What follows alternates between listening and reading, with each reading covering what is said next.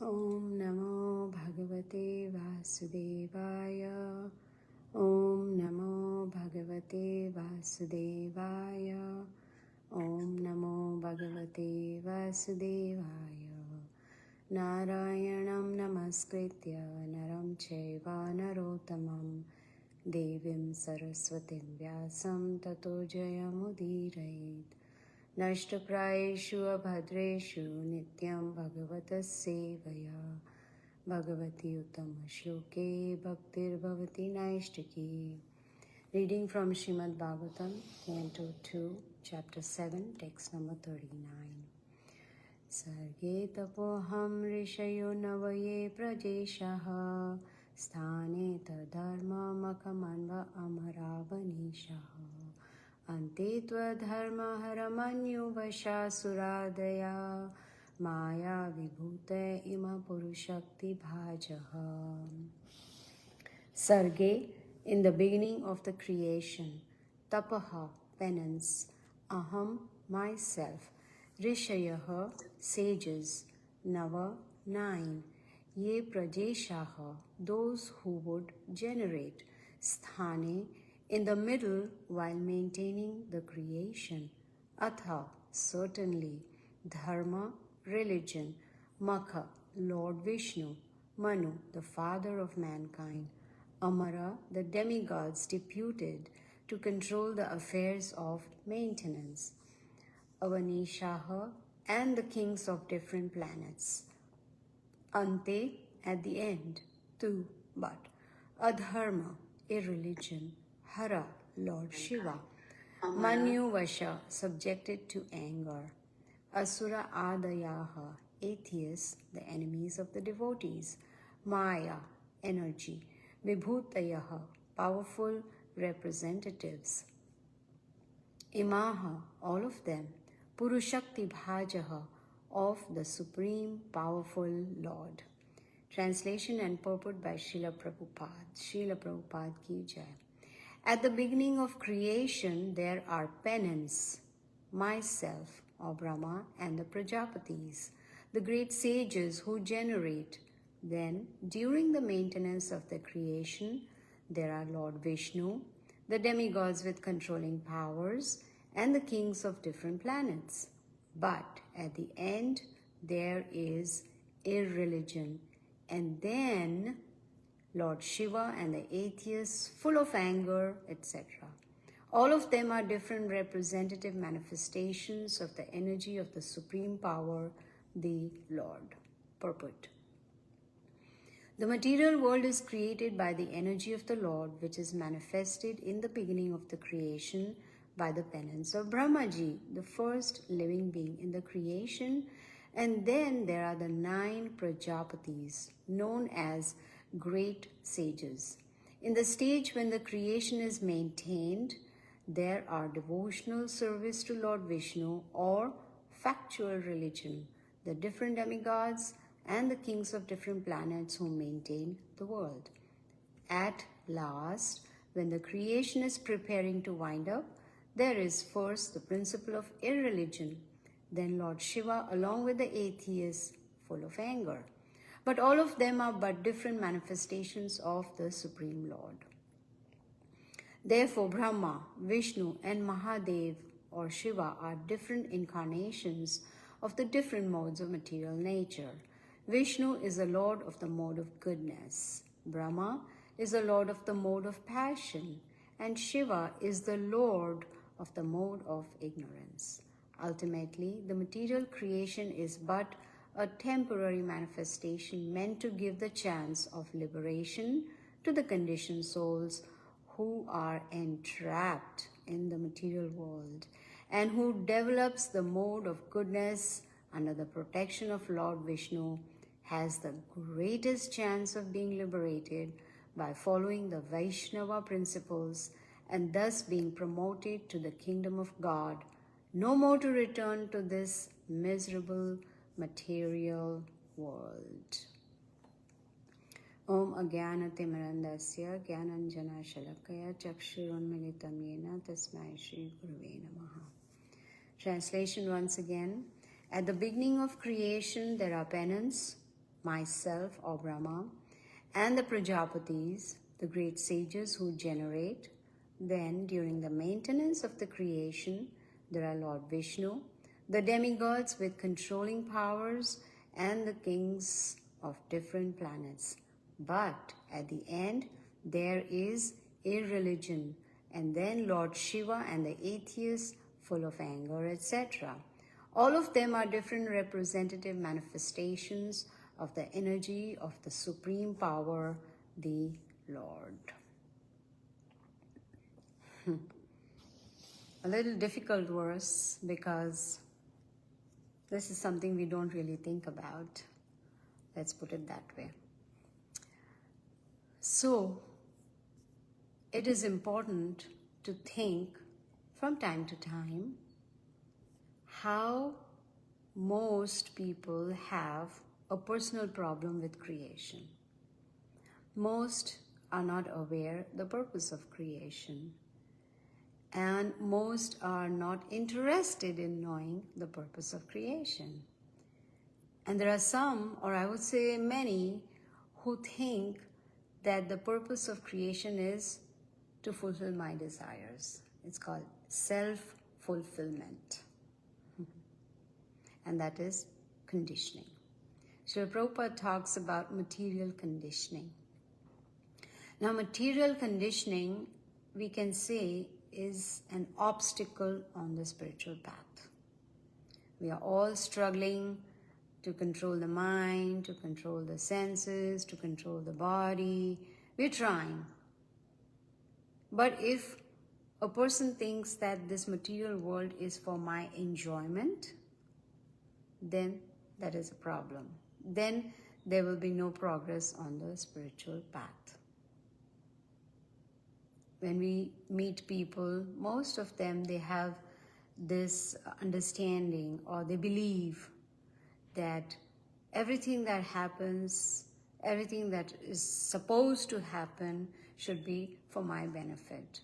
Like they say, what's in it for me? And I should get more than what I give. That is bad business. If I give someone $1 and I ask them to give me $10, that's very unfair. And it's not going to happen. But this is a mentality. I will give less, but I want more from others. And the thing is, this conditioning is that everything should be about me. I, me, and mine consciousness. In fact, you can say it's considered a virus for which there is no cure. And it's a terrible virus that spreads all over the consciousness, the mind, and it's like it's spread all over the body also. It's actually, you can say, it's an I, me, and mine syndrome. But that's delusion. We may think it's all about me. We may think that everything is meant for my enjoyment, but that's just delusion. You see, in this world we, have options for, different kinds of yoga. People follow different religions, etc. But in that also, it's all about me. A very deadly virus. And this virus is what places us at odds with creation. Now, Brahmaji is saying, from the beginning of creation, excuse me, there is penance. What is penance? Austerity. No one likes to be austere. Austerity is something that people run away from. Austerity, oh no. Especially those who are lazy, for them austerity is a complete no-no. So Srila Prabhupada says that this material world is created by the energy of the Supreme Lord, which is manifested in the beginning of creation. How? By penance of Lord Brahma. When Lord Brahma performed severe austerities, that's when the creation took place. And people think, oh, Brahmaji has created this world for me to enjoy without penance. No austerity. Why? Because in enjoyment, there is no austerity. And anything that comes in the way of my enjoyment, whether it is the 4 regulative principles, whether it's chanting attentively, reading Srila Prabhupada's books, serving in the temple, serving other devotees, if anything comes, if any of these come in the way of my enjoyment, then I'm not happy. Then there is no happiness, because all these are, some consider these as impediments to sense enjoyment. Actually, one should contemplate on all the impediments that we may face or experience on the spiritual path and try to remove them. That is austerity. You see? So most people have long cherished desire to enjoy. The moment the child is born, he's also looking for enjoyment. He wants so many people around, trying to pacify, trying to, give different objects for enjoyment, some toys or nice talk or whatever, or good food or whatever it is. It starts right from the time we are born. Enjoy, enjoy, enjoy. So people think this creation has taken place for us to enjoy. And this sense of enjoyment is very dear to most, wanting to enjoy. Don't want anything or anyone to come in the way of my enjoyment. But Srila Prabhupada says this material creation is temporary. And what is the purpose of this creation? Important to understand.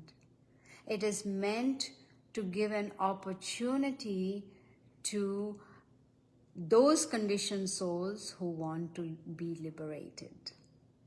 Those who think that, oh, I am entrapped in this material world. I am entrapped in this material body. I want to liberate myself. I want mukti. This material creation is there, is created for such souls. And Prabhupada says only those who are in the mode of goodness, they get an opportunity. And how can they liberate themselves? By following Vaishnava principles. And Srila Prabhupada has given us all the Vaishnava principles that we require to liberate ourselves from the cycle of birth and death and go to a place where there is permanent happiness, where all desires can be fulfilled. Only then, when one follows these Vaishnava principles, then one is eligible to go back to the spiritual world. Then one is able to leave behind this miserable material world. Now some may say, you are so pessimistic. Why do you keep saying material world is miserable? Why do you keep saying there are so many miseries? Well, the scriptures say that. The scriptures clearly tell us, even in the Bhagavad Gita, Krishna says, Dukhalayam ashashvatam, that this material world is full of miseries and it is temporary. So this is not being pessimistic, it's called being realistic. To take knowledge from the scriptures, understand it, and apply it in our day-to-day life. So Srila Prabhupada is explaining that when we qualify ourselves to liberate ourselves, then we leave behind this miserable material world, where it's not only full of miseries and temporary, but what are the miseries? Birth, disease, old age, and death. And Srila Prabhupada has given us the process. Very simple. Chant and be happy. Follow the 4 regulative principles. Read the scriptures. Perform devotional service. This way we just purify ourselves and go to the spiritual world. Why do we read Srimad Bhagavatam every morning? Because Srimad Bhagavatam is about Krishna. It is about Krishna's devotees. And above all, it gives us the process to perform devotional service. And it's only because of the scriptures that we learn who is the Supreme Personality of Godhead, who are his devotees, what are the pastimes of the Lord, and also what is the process to perform devotional service. And that's mentioned in this verse itself. It's specifically, we get a picture of a cycle that physical manifestation goes through. The whole physical manifestation. What does the verse say? There is beginning, there is middle, and then there is end. Everything physical comes to an end, right? So in the beginning, there was penance, which is tapasya. Tapasya means austerity. And in the beginning, Lord Brahma. You see? It is tapasya, the austerity, that generates power. And that power is divyam. It's transcendental. And it is this tapasya, this austerity, that can be used for spirituality. It can be used for performing devotional service. Or this tapasya can be done by demons who want benedictions, like Hiranyakashipu. He performed very severe penance, very severe austerities, standing on the tip of his toes with hands up, looking up, and meditating on the Supreme Lord. I think he was meditating on Lord Brahma to get a benediction from him. So whether it is for good or for bad, austerity is necessary. It should better be for good. And what is the opposite of penance or tapasya or austerity? It is sense enjoyment, sense gratification. So in penance or tapasya, it generates power, but when we are enjoying the senses, that power is lost. In tapasya, it is gained, and in sense enjoyment, it is lost. Wish people knew that, but most people don't. They are only interested in satisfying the body. It's like puja, doing puja to the body, offering different items of sense enjoyment to the body, making sure body looks beautiful and well-fed, and enjoying the vacation or possessions or people, whatever. It's all on a bodily concept of life. So in the beginning, there is penance, there is Lord Brahma, and in the middle, there is Lord Vishnu. Of course, he is there in the beginning, in the middle, and at the end. And in the middle, Lord Vishnu maintains. As we have heard in Srimad Bhagavatam, Lord Brahma is the secondary creator. So first Krishna creates, and then Lord Brahma is the secondary creator, and Lord Vishnu is the maintainer. In the middle, he maintains. There is real religion because it's associated with Lord Vishnu. Lord Vishnu is associated with the mode of pure goodness, purity of mode of goodness. And the religious concepts that manifest from lower modes are not quite religion. They may be called religion, but they are not. Religion formulates when there is Lord Vishnu. And important to understand that there is no religion without bhakti. No religion without bhakti. Bhakti is very essential. What is bhakti? Devotional service. Very, very important. So Srila Prabhupada says when the creation is maintained, then there is devotional service to Lord Vishnu, or factual religion. He calls it factual religion.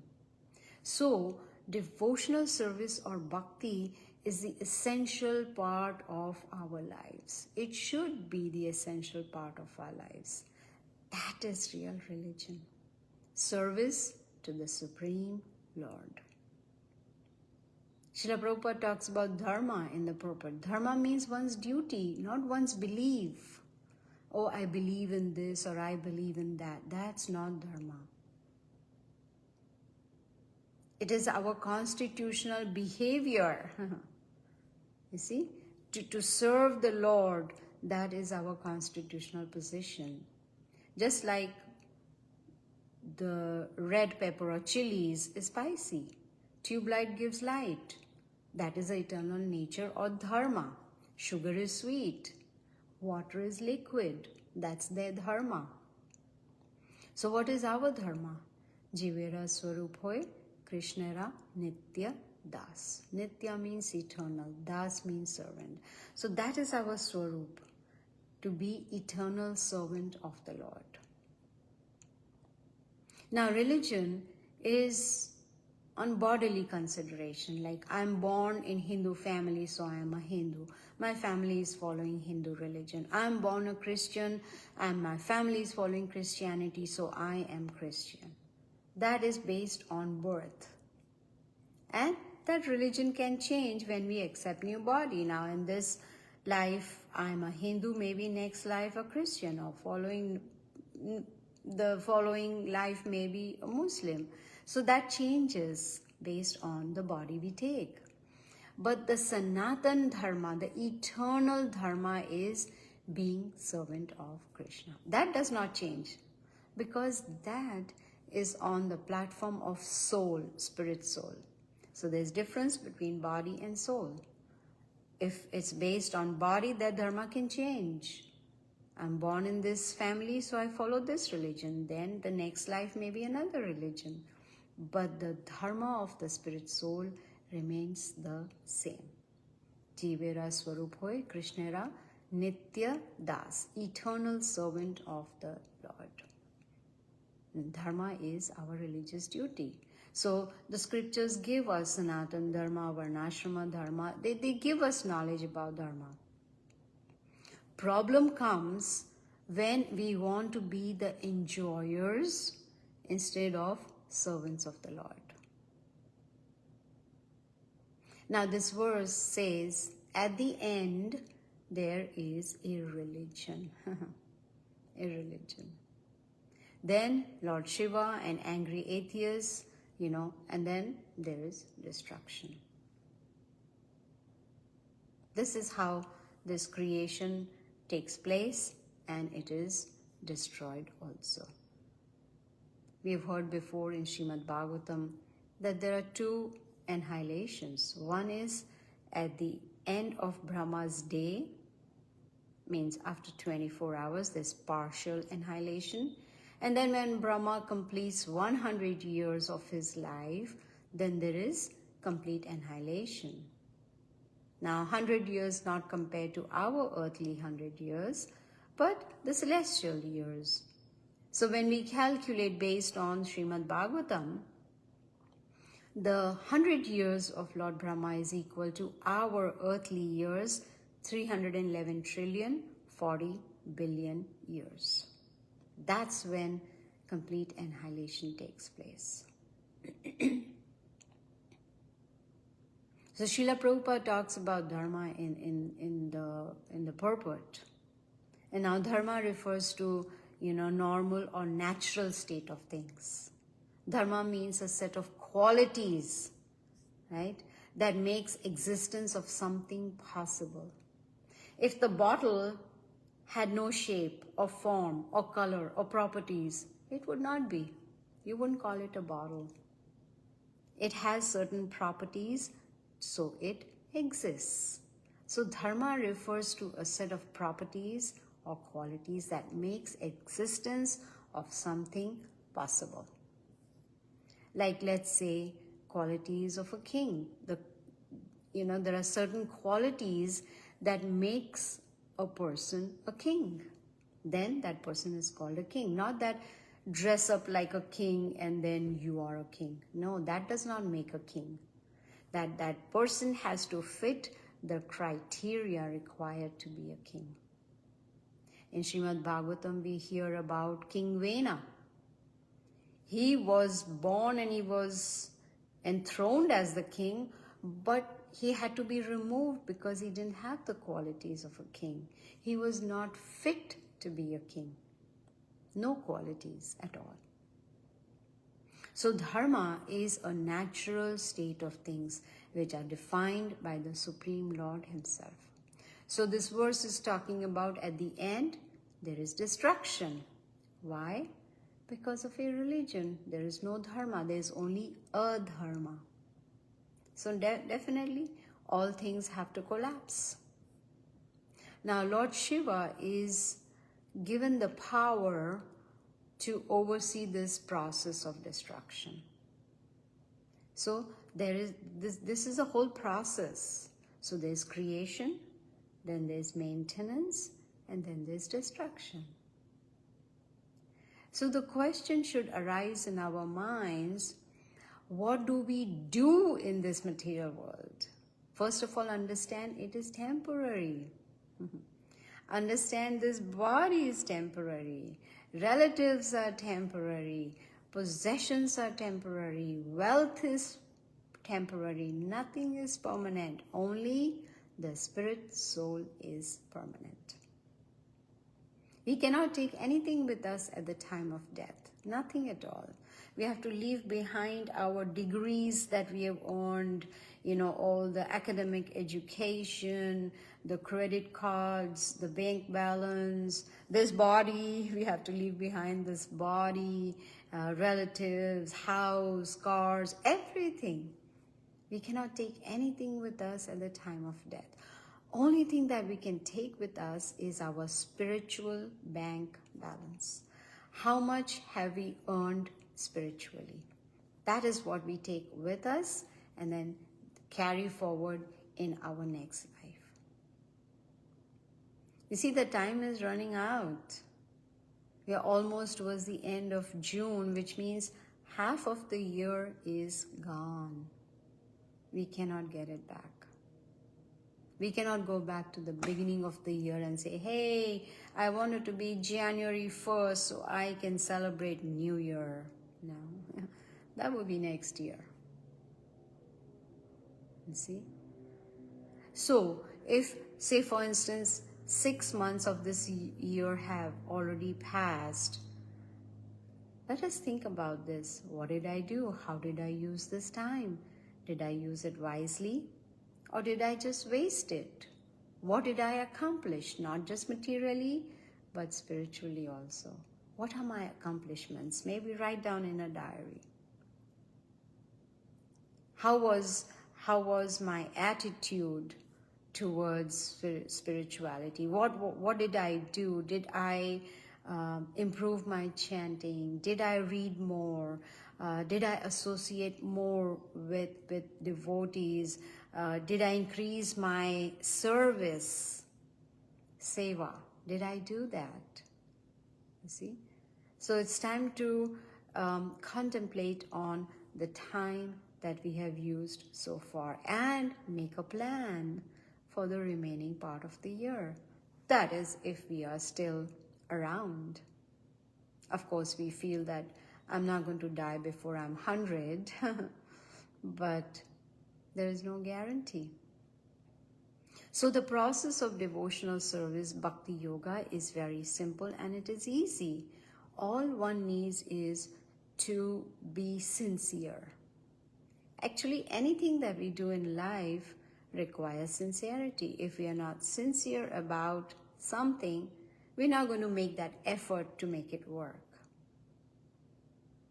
So sincerity means being focused. Okay, this is my goal, so let me focus on it and see how can I achieve my goal. In fact, the scriptures tell us, live each day like this is the last day. Supposing we all got an appointment with death, and we got a letter, or an email saying, hey, today is your last day. Tomorrow you'll be gone. So what would we do? Like, oh, today is the last day. What should I do? Excuse me. Let me really chant. Hare Krishna, Krishna Krishna, Hare Hare, Hare Ram, Ram Ram, Hare Hare. Let me chant attentively. Let me hear these powerful sound vibrations. Let me just concentrate my mind on the Supreme Lord.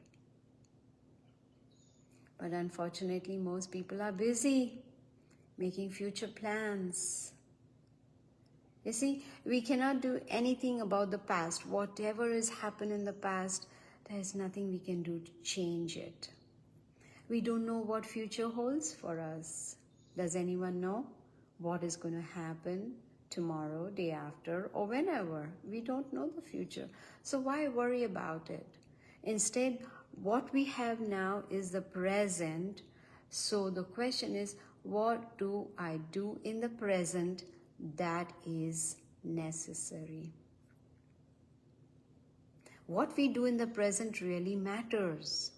Like for instance, now we are listening to Srimad Bhagavatam. We are all so very fortunate. We're getting knowledge from Srimad Bhagavatam. We are learning about the Supreme Lord. We are learning about creation. We are learning about His devotees like Lord Brahma. You see? So now that we have this opportunity, what do we do with it? There are two options. Take full advantage of it or let it go. But who makes that choice? We do. In the Bhagavad Gita, Krishna says, Sarvasya chaham hidi sanivishto. I'm situated in everyone's heart. Mataha smritir jnanam apohanam cha. From me comes knowledge, remembrance and forgetfulness. He's making it very clear. I'm there in the heart to guide you, provided you take the guidance. So He's waiting for us to make the choice. What do we want? Do we want to get knowledge about Krishna? Do we want to remember Him or forget Him? Many times when we speak on the Srimad Bhagavatam, those who are listening, they take it very seriously. Yes, this is the process. Now that I have this, how do we get this opportunity to hear Krishna Katha? How? It's not, Krishna doesn't say, "Ine, mine, mina, mo," and then boom, this one will get opportunity, that one will not get. No. We have accumulated pious credit from our past lives. We have that, you can say a balance of piety with us. And based on that, we get the opportunity to hear Srimad Bhagavatam, to hear Krishna Katha. It's not random. So now that we have accumulated piety and got this opportunity, again, it's our choice. It's like, I buy a lottery ticket and I earn, say, $10 million. So I'm informed that, hey, you've won $10 million. What do I do with that? Well, I can get that $10 million and use it, or I can let it go. Like, oh, that's okay. So this opportunity to hear Srimad Bhagavatam is a lot more valuable than $10 million. It's a very valuable opportunity. But then again, we have two options. Krishna has given us that minute independence to decide, what do I want to do? Take advantage, use it wisely, or just let it go. So now that we have this, you can say, a treasure house of Srila Prabhupada's books, so we can decide, what do we do? Do we read them, understand them, put them into practice, apply them in our lives, or just hear from one ear and let it go from the other? Or I'll just attend for some time and then let me go do what I want to do. But an intelligent person will grab this opportunity and hold on to it and make the best use of this golden opportunity. You see, Srila Prabhupada has given us everything. He's given us His books, He's given us temples, devotees, prasadam, association, festivals, everything that we need. His books are the guiding light for us. He's there to guide us through his books.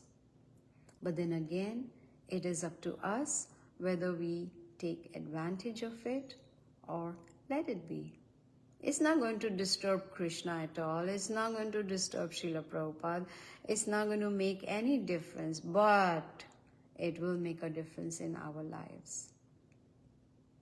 And the Supreme Lord will be so pleased to see that here is a living entity. Here is this human being who's got this rare human form after many, many lifetimes, is making the best use of a human form of life. Why? Because along with this human body comes philosophical intelligence, which we can use to understand what's right, what's wrong, what we need to do, what we shouldn't do. So it pleases the Supreme Lord a lot to see that his children are making an effort to understand him, to understand his knowledge, to understand this creation, to understand what is the purpose of this creation. Krishna has not created this world to eat, sleep, and be merry. No, it's for self-realization. So an intelligent person will use this philosophical intelligence and take up Krishna consciousness very seriously. And being focused. Sincerely means being focused. Focused on what? Focused on making sure that this human form is utilized in the right way. Just like when we buy a new car or a new gadget, along with that comes an owner's manual. So Srimad Bhagavatam, Bhagavad Gita, they are owner's manual for us for this human form of body. It teaches us how to use this human form of body for best maximum benefit. Everyone likes benefits. Everyone likes, to progress materially.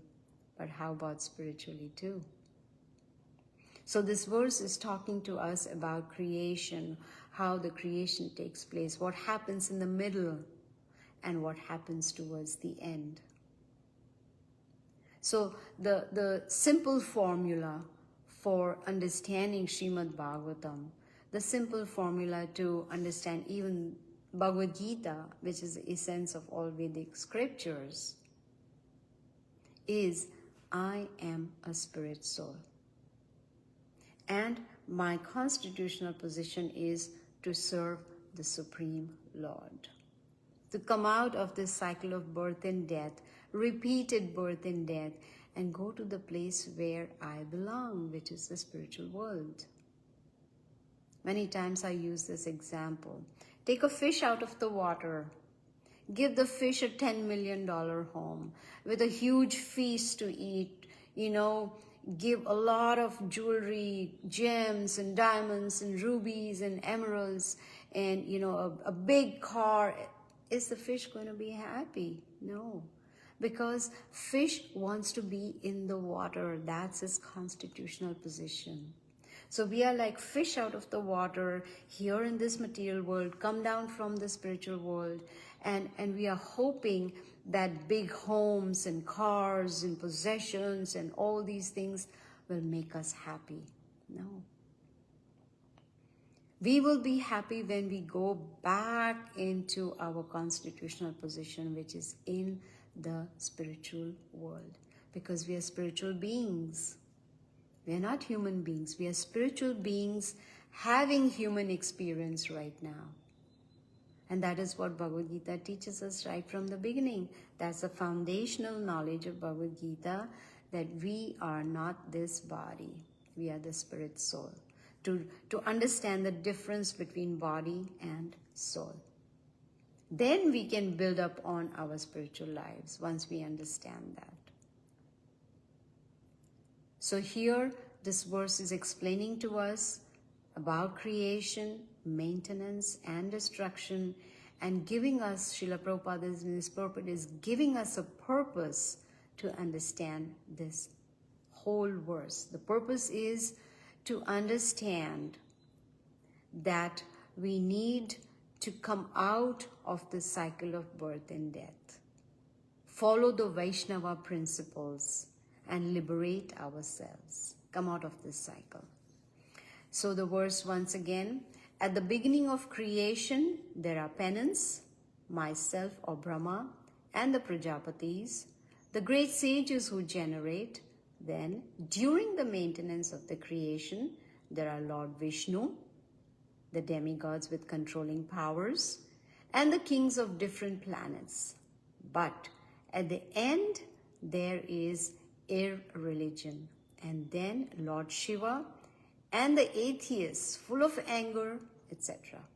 All of them are different representative manifestations of the energy of the supreme power, the Lord. So I'll end here. Thank you. Hare Krishna.